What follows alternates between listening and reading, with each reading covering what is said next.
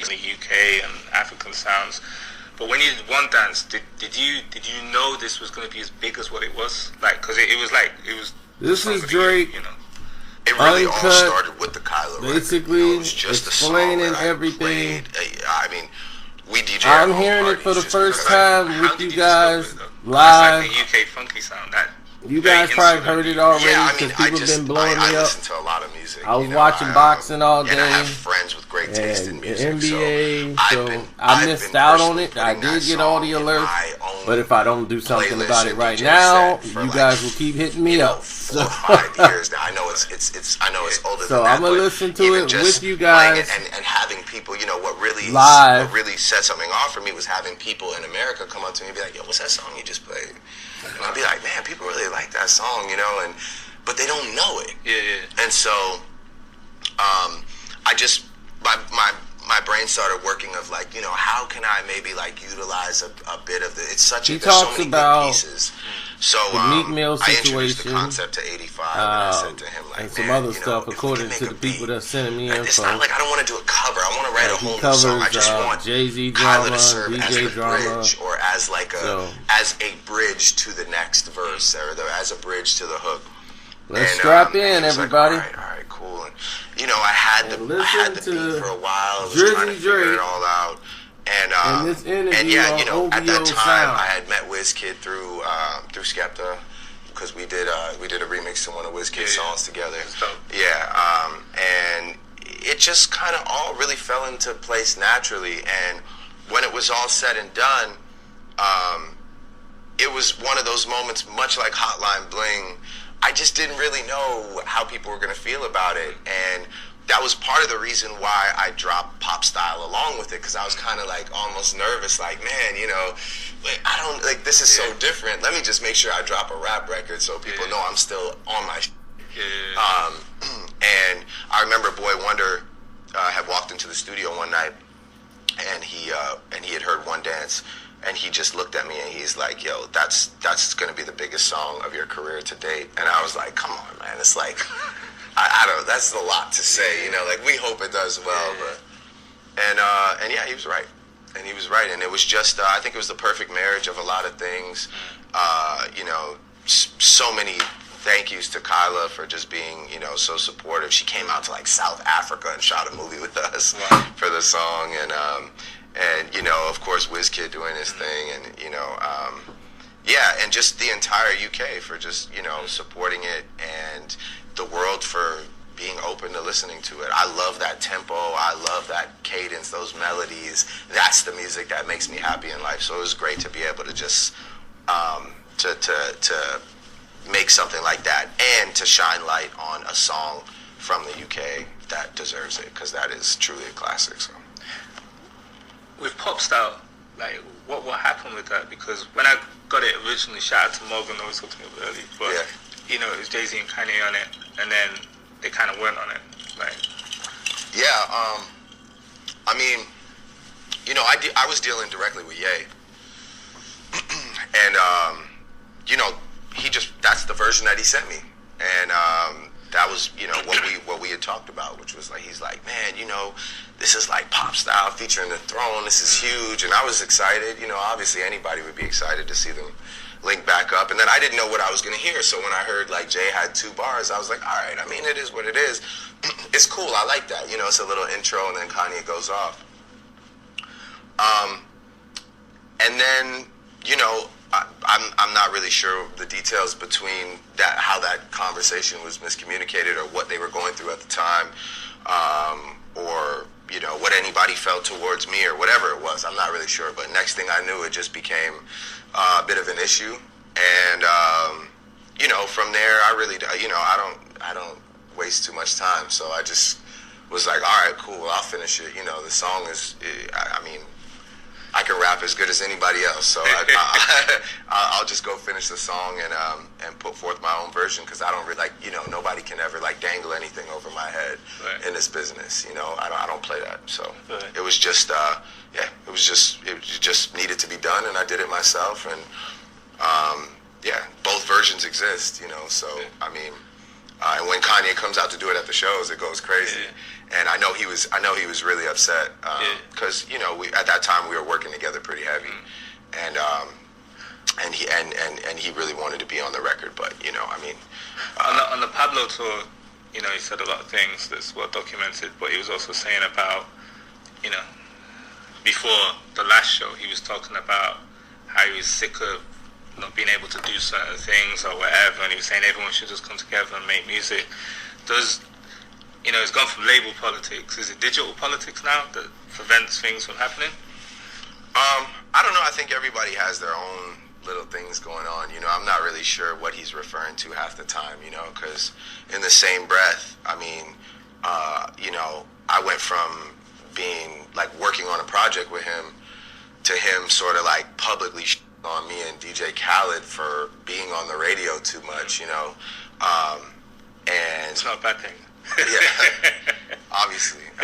But yeah, I'm not really sure. Like, everybody's got their own thing going on, and again, me when I hear that, I just like, I just distance myself from it. Like, all right, if that's what it is, I don't really even understand the point you're trying to make, but whatever it is that you're going through, I accept it. I don't respect it at all, because I feel like me and Khaled are both just like good people. I'm not really sure why we're the target of your, choice that you made that night. But again, I accept what you're going through, and I just go and continue working on my own thing, and the more and more this progresses, the more and more I just feel like keeping to myself, because it's just so unpredictable. You never know like which way people are gonna go. So streaming is obviously the new is the record business. So I guess you could call it digital politics. That's kind of a good name for a song, actually. I might have to do that when I get upstairs. Child's Play. Yeah. Another banger. Thank you. I was in New York recently. It's all over the video. Oh, yeah. Every 5 minutes. So there's a line on there where you say, "Why you acting light?"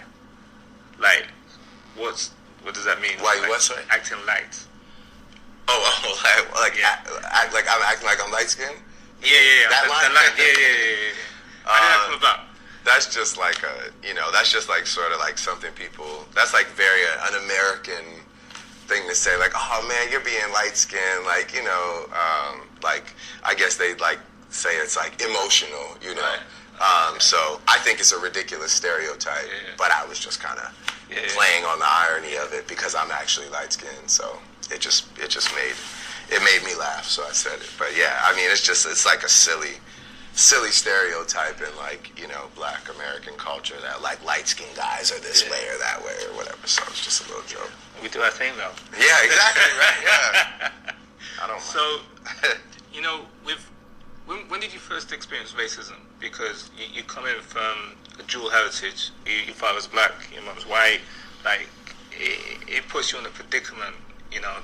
I found myself and other people who come from like dual heritage backgrounds, but when was the first time you really noticed like you get it from both sides or one side more than the other? Man, I've really been grateful in my life to be born in Canada, and just the journey that I had growing up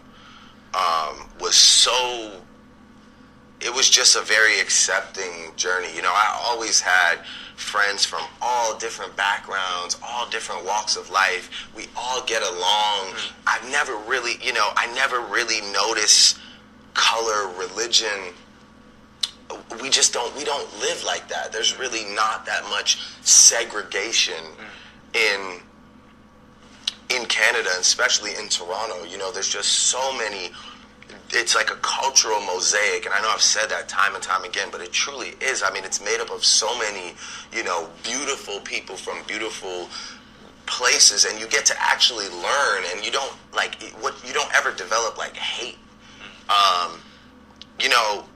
The first time I really experienced it was when I got famous and like went to America, and people would challenge me like, I don't don't understand how it works, or like, oh, you're Canadian, you'll never understand like the Black American struggle, or you'll never that was the first time I really ever got challenged, and it was like by people that like, you know, I had met from America that were like even close to me at the time.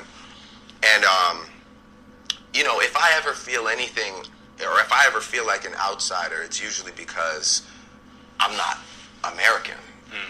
To be honest with you, that's when I feel like people are like, you know, against me, or they feel like I'm not part of like the. And I guess maybe it has something to do with the fact that, you know, like I have quite an eclectic makeup. You know, I am mixed. I am Jewish. You know, but yeah, I feel like you know, at the end of the day, I'll tell you, when it comes to everything else, I'm black. You know, I am referred to as a black artist. Like last night at that award show, I'm a black artist. You know, by the Grammys. Yeah, like I am. You know, I'm apparently a rapper. You know, even though Hotline Bling is not a rap song, the only category that they can manage to fit me in is in a rap category, because maybe because I've rapped in the past, or because I'm black. I can't figure out why. Just like I can't figure out why One Dance wasn't nominated. Maybe because they can't. It's crazy. I mean, well, it's just there's pop obligations that they have, and I fluked out. I fluked out and got one of the biggest songs of the year. That is a pop song, and I'm proud of that. You know, I love the rap world and I love the rap community. But you're right. I write pop songs for a reason. You know, I want to be like Michael Jackson. I want to be like artists that I looked up to. Those are pop songs. But I never get any credit for that, you know. And shout out, like, by the way, I'm speaking to you as a winner from last night. I won 2 awards last night, but I don't even want them because it just feels weird for some reason. It just doesn't feel right to me. Like, I don't, you know, I feel like almost like alienated, or you're trying to purposely like alienate me by making me win rap, or either just pacify me by handing me something, putting me in that category, because it's the only place you can figure out where to put me. And remember, they don't decide the winners, but they do decide the nominations, you know, so they have to play it politically. And shout out to Chance for last night. Like I said, I'm speaking from a winner's point of view, and I'm so happy for him. I'm not talking about, and like, you know, I'm not angry about the way last night worked out, but when you ask me like where, like, do I feel like racism, or do I feel it the same as anyone else? Like, yeah, I feel it. You know, I notice it going on, and in its own places. But you know, thankfully, I get to be around the greatest group of people. My friends are from all over the place. You know, they're Lebanese. You know, I'm Jewish. You know, most of my friends are from the islands, from Jamaica. English. English. Yeah, exactly. Yeah. So I mean, you know, we just don't really notice it like that. You know, until I start talking about the music business. It's crazy as well, because the leaders of each country. So, for instance, Donald Trump, he's on a anti-immigration tip. You know, there's the ban for people from certain countries, but then you got Justin Trudeau, as Prime Minister of Canada, who's like, by the way, the total opposite. I mean, he's like my hero, basically. But how did it feel to be on stage in Manchester, in the UK, at the time when the Grammys was going on? Because a lot of us wouldn't do that. Some people would be like, yo, I've got to cancel the show and go back over there. It's like, you know, you stuck to the tour. Yeah, I mean, you know, I did it because that at the end of the day is what matters to me. That's real life, you know. And I was pitched by the Grammys to cancel those 2 shows and fly and go sit in the audience, you know, to lose, you know, to because they don't air the other rap awards on TV. So I would have left 30,000 people hanging, you know, to sit there and just be there for their own ratings, you know. And then the worst part is, like, I expressed myself like, man, you know, I'm really thankful that I was at those shows in Manchester, because those were 2 of the strongest shows that we've had so far. And I text somebody from the Grammys and said, like, I'm really glad I stayed behind. You know, I really don't want to have this conversation about coming out there again. And I got a text back that said, blame it on Donald Trump. I'm not going to say who it is that I'm texting, but this is like the institution that we've been conditioned to think that this is the true reward for our accomplishments, for our music. And by the way, if you had a night like Chance last night, he deserves it. I mean, for his friends, for his family, for his collaborators, it's amazing when they champion you. But all I'm saying is, to kids that will be coming up in the future and might not get championed or might not get that moment, that's okay too. Because you have to realize what institution you're dealing with. You're dealing with a bunch of people that are just people at the end of the day. And they're either good people to the core or bad people to the core. And we'll never know, you know? But, I mean, yeah, I was really glad that I was in Manchester last night. Like I said, I'm speaking from the perspective of a winner. I won 2 awards. It's just, it really put it all into perspective for me last night. Like, thank God I stayed here and did what I'm supposed to be doing for the people that actually care about my music. Who's Quentin Miller? Quentin Miller. Quentin Miller is a kid that I was introduced to through Boy Wonder. Me and Boy Wonder were working on a project at the time. I had said to him, I really want you to, I want to do a mixtape. I want to do it quick. I want to surprise people. And I want him to executive produce it. So we were working and we were like, you know, going through the motions of, you know, building a project. And he was like, yo, I got this kid. And, you know, sometimes I send him beats and he just cooks up ideas. And he's like, yo, his ideas, they're good, you know? He's like, they need work, but they're good. So yeah, at the time, I was like, all right, dope, let's collaborate. Let's line it up, you know? And yeah, I started working with this kid, and I think we ended up doing about 5 songs together in total, a few of which were on that project and a few of which just made their way out. And yeah, I mean, he was a guy that I collaborated on music with, and I'm proud to sit here in front of you and say that, you know? Meek Mill, at the time, due to some like issue with Nicki, whatever it was, decided to create a narrative that I don't write my own music, because that was what was convenient for him at the time, and he caught wind of it. It's unfortunate too, because Quentin was being managed by DJ Drama and Don Cannon, who ended up really fucking his shit up, you know, because they were just like really just messy with the shit unnecessarily. But yeah, you know, he decided to create this narrative that I don't write my own music. And the reason why I never felt like necessarily pressured to like sit down and defend myself right away or go do an interview is just because, I mean, anybody that was in those rooms, right, that worked on that project, or anybody that's been in any room with me, period, knows. First of all, knows that I am one of the best writers, period. That is what I do. That's what I'm known for. I mean, I go and write for other people. I write my biggest songs, my biggest hits. The massive majority of my catalog has all been written solely by me, which is a big feat, because music is a collaborative process. And at that given time, you know, with those isolated records, they just wouldn't be what they were if it wasn't for me, you know? I mean, if it wasn't for my pen and my contributions to that, and no, not taking away from him. I mean, we did great work together in a very small space. Right. And yeah, you know, I mean, it really just kind of blossomed into this thing where I became the poster child for ghostwriting, which is a huge conversation now in music. And if I was like an evil spirit, if I had like a different agenda, I could sit here and tell you how this shit really works. I could sit here and tell you 10, 20 people that are worse than me, you know, that literally take everything and it's just a verbatim process of but I'm not like that, you know. When my peers get a record, I'm happy. It's great. It doesn't matter where it comes from. I don't care, you know.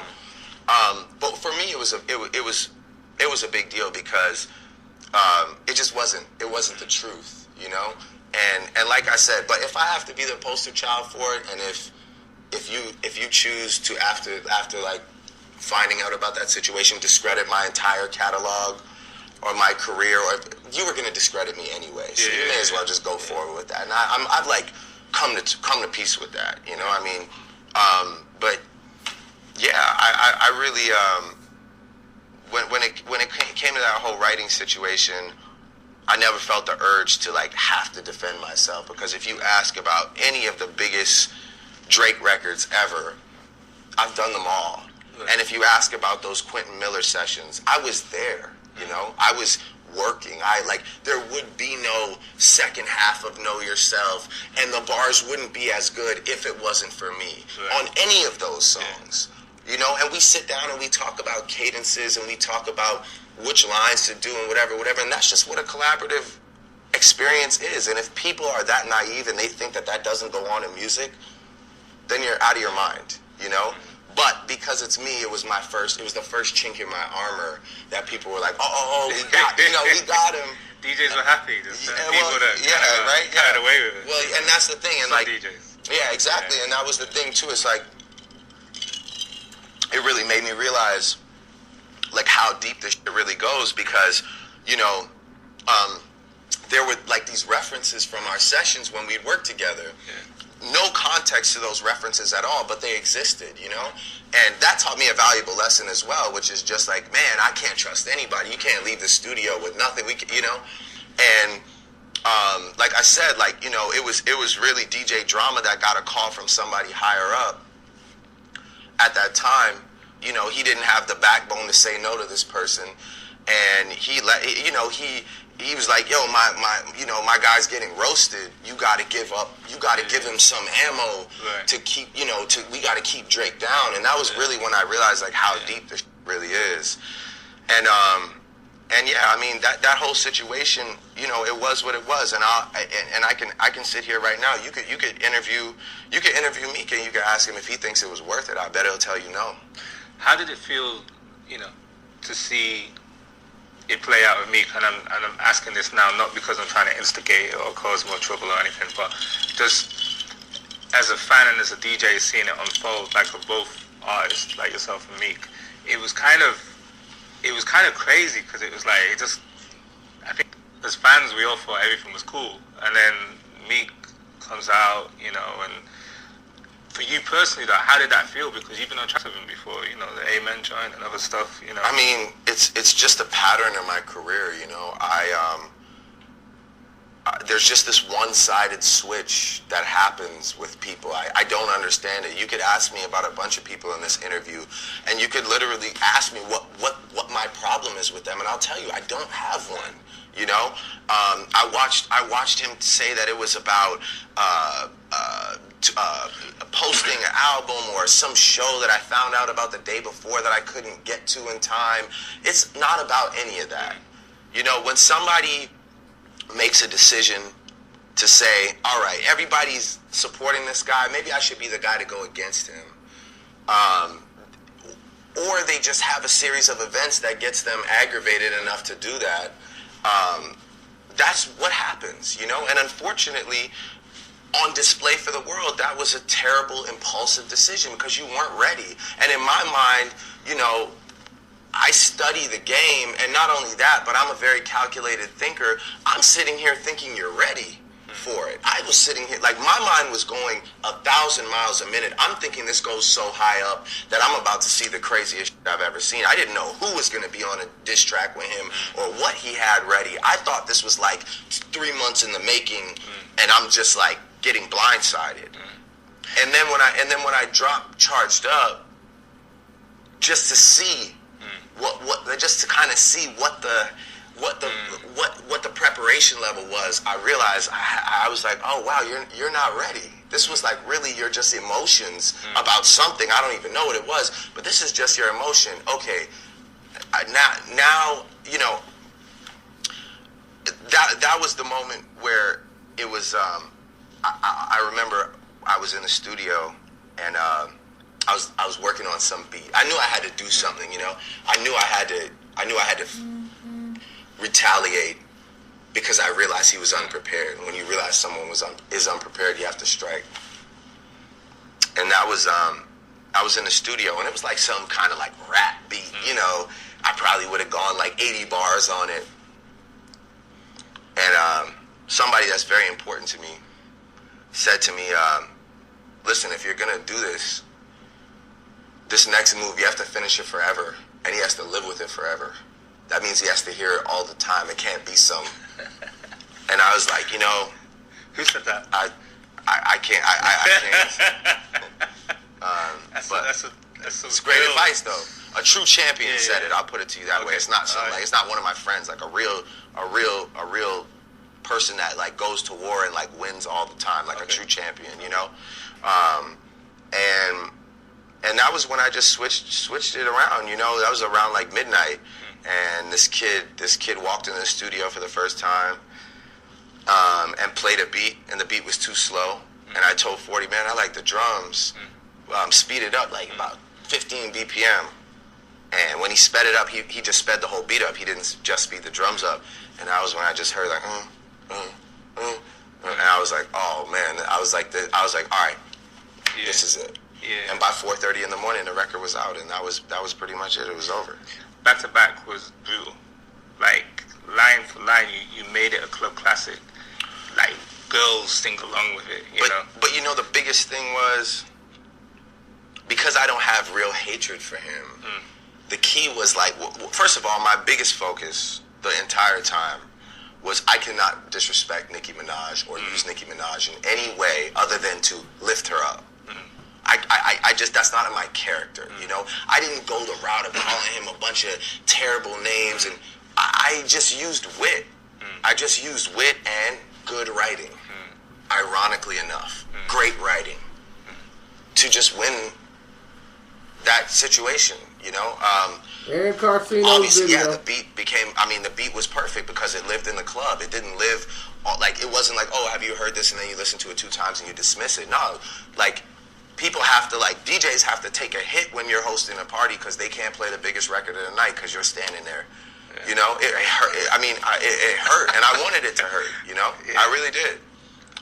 Because it wasn't just like, oh, man, you know, I could take a lot of things, a lot of criticism, a lot of, like, you know, negativity. People say terrible things about me, and that's fine. You know, that is just, unfortunately, this very sad generation we live in where, you know, people get off on, like, bullying people on the internet.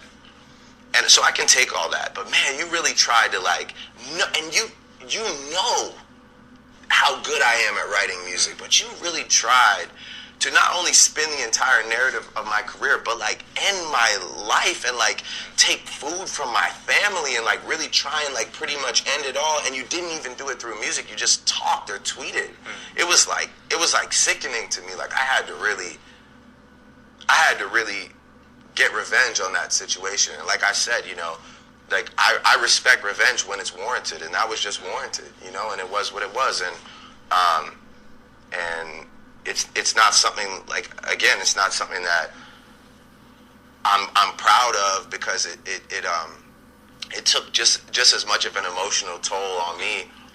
I mean, maybe not as much as it did on him, but it took an emotional toll on me. You know, it's just a lot. You know, you always got to hear about it, and you know, even just seeing people get so riled up off negativity, it didn't feel great, but it just was what had to happen at the time. And yeah, I guess that's just kind of rap is a sport, you know. And finally, I've always said the problem with rap is we never have a trophy at the end of the year or any stats to prove. Finally, it's just like a clear win, you know. And it you know, that was the only part about it that felt good, was like, oh, I finally got to compete when I was doubted and win. And that was like, you know, that was pretty much the only positive of it. But the rest of it was just all trash, man. It was like, it was just embarrassing to witness, you know. And if he had like revealed some huge thing, you know, you would have heard a lot more people like peers of mine like chime in. I mean, you know, I think every single person that I've ever worked with or shared studio time with knows how hard I work, man. And like to try and discredit me for that is, you know, it's crazy. I mean, that's just what I'm known for. That's what I do, you know. So Jay-Z and Nas, they said some savage things about each other, like, you know, and it's been brewing for years, like back to back. There's a lot of subliminals that's going on. Now they're friends. Now they work together. Do you think you'll ever see a situation like that with yourself and Meek, like time heals all wounds? Well, Jay-Z and Nas said some crazy shit about each other. I mean, they went really deep and personal. Our thing wasn't that bad. You know, that's just not somebody that I ever really want to be friends with. You know, I think Jay-Z has a mutual respect for Nas. I just really don't have that level of respect for him because of his actions. So I'm not really looking to be friends or cordial. Like, for example, like I have respect for Ross because I have a history with Ross. With Meek, you know, I did a lot of things. Like I put you on your first tour. I flew to Philly to shoot the Amen video with you. I was always there. We were always supportive, and you just chose to flip. So it's just more like, let's just go, like, it's over, let's go on with life. You know, I even like out here, like I don't even perform back to back. It's not even like, it's not really, it's something that happened, and it is what it is. Unfortunately for him, it's a part of history, rap history, but at the end of the day, it's really something that's over and done with. And yeah, I mean, like I'm not trying to make any songs or like be boys or none of that shit. Like, I'm good. I feel great. I'm happy with my friends. I'm happy doing my music over here. And, you know, it doesn't need to go anywhere from here because we look stupid if we keep it going. But it's just like, yeah, I mean, like, you know, I mean, all blessings to Jay and Nas for coming together after all those years. And I can't predict what's going to happen in the future. But right now, like, nah, I'm good. Just be over there. I'll be over here. That's it. How did you first hook up with Skepta? I've been a fan of Skepta for a long time. Oliver really linked me and Skepta up, and yeah, it was just really respected his movement, really respected his talent. Felt like he should just be bigger than he was. I think that the best rappers in the world are in London. I just think the complexity and the cadences and the way they piece music together, like, I mean, from the grime scene to how now grime has evolved, where you got a guy like Giggs who has a huge club record, but you're still getting bars off. That's always what I've sort of like, that's been my formula for life, is like, okay, I'm going to do the club, but I'm still going to give you bars. I just really like, I really respect a lot of London MCs, and Skepta was just the first guy that I really got a chance to build with. And then you were shouting at Sneak World, like. Yeah, of course, yeah. See, I mean, I've been on it, you know, like even like, because you know, even coming from Toronto, it's our worlds are so similar that like when Brixton and Pecky were beefing, right? We used to watch that and be like, yo, this is just like home. Like, you know, the way they talk and like how it reminds us of Toronto. Right. So I used to sit and watch hours of just all these different guys and try and learn the inner workings of what was going on. Oh man, who was Sneakbo's light-skinned brethren? Johnny Guns, remember him? Like all those guys, you know, like I used to just watch those videos and then from there, I like, you know, after all the like the wild videos, I started learning about like the real, just the real G's and not to say that those guys aren't talented, but I'm talking about like the real foundation of London rap. And you know, Skepta was obviously the first guy I linked with, and our teams clicked.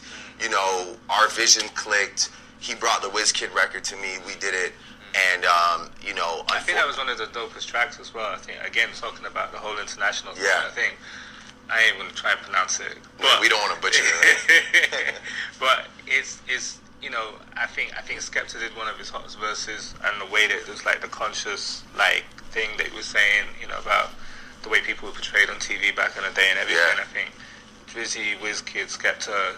But even big up to Skep for, like, even just break, like, when he brought that to me, it really kind of like, you know, I can honestly say, like, I don't know if my mind would have been as open to a One Dance or a Controller if I hadn't have done that record with Skep and been like, okay, I rapped on that record, or like kind of like sort of rap sang on that record. But yo, I can get on one of these tunes and actually like, yo, this is our music. Like, this is all, we're all intertwined. You know, Afro beats, Toronto, the Jamaican culture, dance hall, London. You know, so that, like, you know, I gotta hail Skep for that, because, you know, that was a turning point for me. And it's funny because I just recorded Hotline Bling in a hotel room right before I recorded that Skepta verse. So I did both those in the same night. But yeah, you know, it was a big thing. And then, you know, at the time, unfortunately, Skep's Brethren had passed away, you know, Lukey.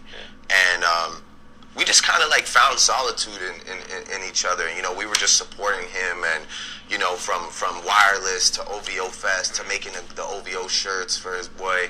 It was important to us, you know. Skep was really important to us. And then from there, you know, I've known Shola Alma for like 9 years. Yeah, you talked about her like early. Yeah, exactly. I've known her just off like a MySpace thing. We just used to talk all the time. And so like just like I was a fan, not like that. I was a fan, man. I was a fan. Imagine remix. That was my shit. Shout out to Craig David too. You know, that was like big influences. So, you know, I remember I was out for dinner with Shola one night, and she's like, "This is like years. It was a while back." She's like, "Yo, like I know you know, but like, yo, do you know about gigs? Like, do you know about gigs? Do you understand like how many like crazy legendary records Gigs has, and like how ill he is at rapping?" And that was when she played me Talking to Artists for the first time. And my mind was just blown, man. I was like, yo, these guys are too good. It's crazy. And so, yeah, I just made it a point to shine light on as much as I can. That's what I'm here for. You know, I'm in a really, really blessed position, and people like try again because of all the bullshit. People try to like flip everything on me. Like, oh man, you're like you got gigs on a record. You're just using the culture. It's like, nah, man, I'm showing love, bro, to these guys. You can ask Gigs. Like, you know, those are big moments for him and me. You know, I enjoy that. Like, I want to be remembered. I want to be remembered in London, in the UK scene as like, yo, Drake rated us, man. You know, the craziest thing you did was on the Night of the Brits, which is, you know, it's like UK equivalent to the Grammys. You came off stage, went straight to the Section Boys show. That's crazy. But that's just something that, like, you know, Skep was like, yo, I'm going to Section show, and I just performed with Ree. Right. You know, and I told Ree, like, yo, I'm gonna meet up with you after. I'm gonna roll with Skep. You know, I was at the Section Boys show in the same outfit. Right. You know what I'm saying? Like, so, I mean, yeah, those are just things that are really important to me, man. Like, I love supporting, you know, like Section, the Young Gunners, Dave, AJ Tracy. You know, how did Wanna Know come to your attention? Man, it's a crazy story. There's these like, I don't know what the YouTube account is, but there's just like this guy that compiles. He'll be like, oh, here's 50 songs you need to know from Chicago. Here's 50 songs you need to know from Toronto. So I usually always like, I'm always watching the Toronto ones to be like, yo, who's got new tunes in our city, because I always pay attention. And then he did a London one. Right. So I was watching it, and honestly, I was watching it, I had my phone like on my chest, and I was falling asleep. I had my headphones in, and I was like 38 minutes in, and the Dave song started, and I like kind of woke up, and I like looked at the screen, and it says the title underneath, so I exited out of it, and I went on, and I listened to the song, and I was like, yo, this song is so good.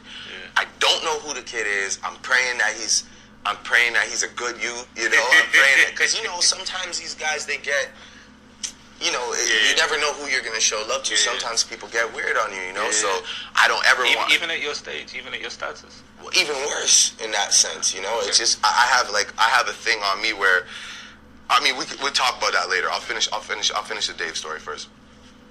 I heard this record, and I hit Oliver right away. That's who I always, whenever I need to get in touch with anyone, I always hit Oliver. So I say, yo, this kid from London, you know, you got to find out about it, because I really want the beat, see if I could do a remix. And then obviously, of course, Morgan ends up knowing who manages him, you know. So yeah, we just put it together like that. And then on top of it, the cherry on top was just that everyone was like, yo, that kid's a good youth. You know, he's a good kid. That's dope. Yeah, and so yeah, I just did it, sent it back to him. We played it on OVO Sound Radio. We put it up on Apple Music and all that, and it was great, man. It was just a great moment for both of us. But yeah, I mean, just to go back to what you were talking about, it's like, you know, I feel like sometimes I'm fighting against like how big it's all gotten for me. And when I have genuine intentions to always like big people up and show love, sometimes it gets twisted, you know. And I think that, again, just like the writing thing, there's like another thing that people tend to like just bring up as a negative about me, like, oh, you're taking from the culture and this, that, and the third. And it really that bothers me as well, because it's like people go so far, they reach so far. Like the other day, you know, I dropped the song with Giggs, and I'm seeing all this on my IG under like some random picture of people being like, you took this kid's flow or whatever, right? So I'm just like, yo, what's happening to me right now, you know? So I'm sitting there, I'm trying to read, like, figure out who they're talking about. I find out who they're talking about. Is this the extension guy? I don't even think that's how you say his name. But yeah, that's I tried to find. They call him extension. X. Yeah. So anyway, I go and I find what song they're talking about, you know? And I listen to it. I'm like, okay, I see where people could draw like this comparison off of like the first two lines, whether it be the cadence or the rhyme pattern or whatever, you know. And I'm just like, yo, it's crazy that people think that after all this time, after all I've been through, that I'm the type of person to go pre some song that's on SoundCloud. It doesn't have like 2 plays. It has plays, you know. He has his cult following, and go and think that I'm gonna like take that and make it my own. Like, I'm not stupid. I'm not like a person like that, you know. So it just. How does it feel to be at the top of the game now? I don't know. You've done it. I guess you know, sometimes like it's mixed feelings, you know. Sometimes, you know, there's nights where I go into the O2 and see all that love, and I feel like, you know, the greatest emotions I've ever felt. And then there's nights where I just feel like, man, like, you know, sometimes I feel like the most hated, or, you know, sometimes I still feel like a huge underdog. Like, people just kind of almost are too scared to even like give me like support or credit, because they don't want to like because that's too like cliche. Like, I don't want to support that because we already know, so let's find the next thing. But I listen, I really enjoy making music. I make music for all the people that buy all these tickets and come out and party with me every night. I make music for my friends. I make music about real experiences. And I just am addicted to it. I can't, you know, I don't like stopping. I go on vacation and I start going nuts. I don't know what to do with myself, because I'm just, you know, it's just an inspiring time for us. And it's been that way for like 8 solid years now. Why is More Life a playlist and it's not classed as an album?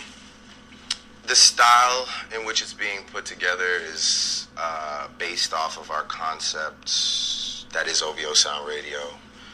You'll kind of hear it when you hear the project. I love the way it's put together, by the way. It's really put together as a seamless listen.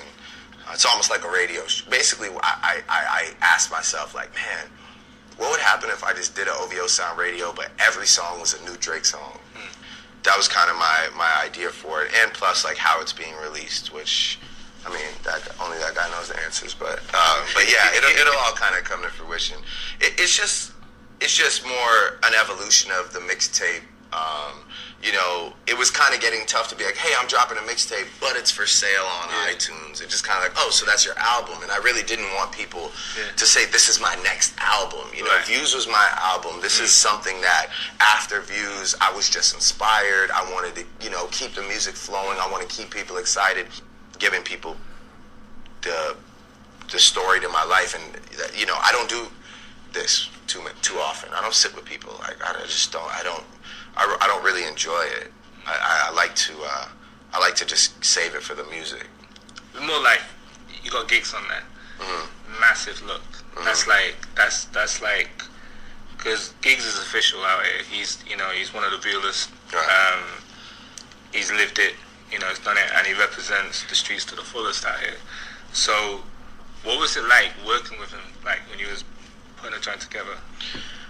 I mean, me and Giggs more just became like friends. Like, you know, Giggs is one of those guys that, you know, if he takes a liking to you, it just, you just kind of have to build that vibe with him. And then, from him kind of knowing my friend, he was really into Baka, who's like one of my best friends who's on the road with me, but he liked his music. So we would talk about that. I would always big him up on like features, like he did like the song for Suspect called Wonder What. He did like a remix. I would hit him about that. I'm playing that. I would send him videos when we were playing Whipping Excursion in LA and people were going crazy. And it just kind of built from there, like a real genuine friendship. And then we kind of got into this thing where it would be like, yo, like I'll send you something, and then he'd send it back and he'd kill it. Right. And then I was like, all right. And then every time I got in the studio, I'd be like, yo, I'm gonna send this to Giggs. Me and Giggs have like 3 or 4 songs. I mean, one's for his project. I got 2 on More Life, and then another one's just kind of there. But yeah, we're also, again, competitive rappers in a great way, like Giggs is like the verse, like his verses are just too catchy and too good, and that's what I pride myself on as well. So we just have fun kind of competing and talking to each other about what bars what bars we enjoyed from each other. And yeah, it was good. We just built a good rapport. It was natural. Everybody that I have on the road that's met him has made a point to come to me and be like, yo, Giggs is like a real G. Like, he's like a good, pure soul, And that's tough, Not a lot of people make a point to come and tell me that, like, every night when they meet people. So, yeah, I mean, he's just somebody that I support. And, again, he's somebody that I feel like he should be one of the biggest rappers, as big as he could possibly get. So I'm just going to do everything I can to try and make that happen, And he's doing it all by himself, basically. With the music, you're killing it. It's like you got the Midas touch. Everything you're doing is popping. And, it's the same goes for OVO. It feels like a very real organization. I don't want to sound so corporate, but like what you guys do and the teams and the people involved. We're a firm, like real, like the old, like we're like an old English firm, like the Britain, like the firms in Britain. That's what we consider us. How do you feel about the impact of OVO Radio though? Because I think out of Beats One, that's had the most impact as a show. Like that was an appointment to listen. I know people who were like, yo, got you, like, yo, did you hear that? Yo, it's on OVO Radio, Like, it was like, I know people who play the rips from the show, like, just with the ident. So it's almost like it's almost like mixtapes from back in the day, like a Clue mixtape or something. It's like, it is crazy the impact that you're having, and it's truly international, though. I think hip hop before has always been very, US is the home of hip hop, US centric, but you guys have opened the doors to like the whole world, and there's a shift, I think, in the acceptance of music from other countries, and I think you guys have played a big part in it, OVO Sound Radio was like the first of its kind, that's why, Future set up the situation for us with Jimmy and with Apple, and, it was just, the OVO blog, I don't know if you remember the OVO blog that we used to run, but that used to be kind of like our headquarters. That used to be our headquarters, and that used to be kind of where we could really share exclusive thoughts, exclusive music with people, and it became a hub to check in with. And we haven't had that in a while because of just how everything's just so accessible, and nobody, like, it's all so spread out. And I think OVO Sound Radio, like I think you summed it up perfectly. It's like you got to make an appointment to listen because you just really never know what you're gonna hear, and it's great feeling. I mean, we all gather around and listen. Like even especially when we know we're playing new music, we all sit there and turn our phones on, no matter where we're at, and listen. And it just makes it fun again. It just reminds you of those mixtape days. It reminds you of those like exclusive like New York radio rap days, and or even out here like when they break a song on the radio. It's just it's something that's fun. It's something that brings people together. And I know now like they have a bunch of different people with different shows, and it's going really well for them. But I don't think anybody has the cachet of music to be able to continue to engage people with exclusives. You don't hold back. As y'all still hanging in there with me, I'm still here with y'all. That's like, you know, I feel like I that's listen to everything. I don't just listen to bits. I gotta listen to it all. You know, we've got so many artists that are always willing to fire something off. You know, if it's not me, it's Party, it's Roy, it's Magic, it's Division. You know, and if it's not them, then it's just some like guys from our city that we want to be known, or it's like, you know, people that link us from London, like, yo, we have a new tune, can you just, and I like that, you know, people hit us up like, yo, I have a new song, can you play it on OVO Sound Radio? And it means a lot to get a text like that, because it's like, wow, you know, you could debut it anywhere you want, really, and it's nice to know that our platform is respected, and that me and Ollie always kind of told ourselves, like, yo, those episodes have to be collectibles, man. Like, someone has to put those all together one day and just kind of be like, yo, like, these, like, those are like moments in time, you know. And yeah, it's just it's been a really exciting journey. It's a lot, though, you know. I mean, it's every 2 weeks, so I do every week. yeah, I mean, but you don't make music, though. That's the difference. True. You gotta play other people's music. True, we gotta find gotta find reasons to keep people listening. Yeah. So yeah, it's quite a task to take on, but you know, you got to keep them engaged. You got to drop frequently, but it also has to be music that has longevity. You know, it can't just disappear in 2 or 3 weeks or in 2 months. You know, like, that's the goal. So. And that's it. That's the goal. And like I told you, that's everything I told y'all. You don't want music that's finna disappear and be gone.